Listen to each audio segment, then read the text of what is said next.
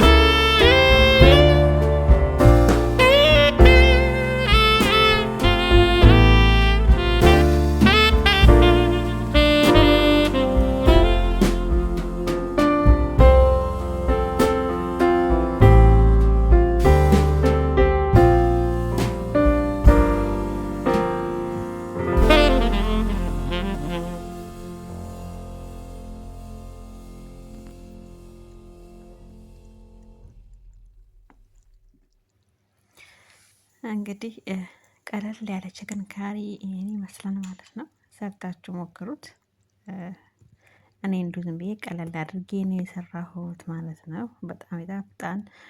ይሄን በሩዝም መብላት ይቻላል። እንዲሁም ደግሞ በሌላ በዳቦ በቂጣ እንደዚሁ በሌላም መብላት ይቻላል ማለት ነው። ሰርታችሁ ሞክሩት።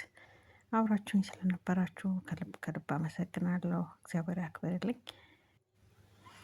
ሀገራችን ኢትዮጵያን ሰላም ያደርግልን። ቀጣይ ቪዲዮ እስክንገናኝ ሰላም ቆዩልን። እግዚአብሔር ከክፉ ነገር ሁሉ ይጠብቀን። ሰላማችሁ ብዝት ይበል። ሰላም ሆኑልኝ። ቻው ቻው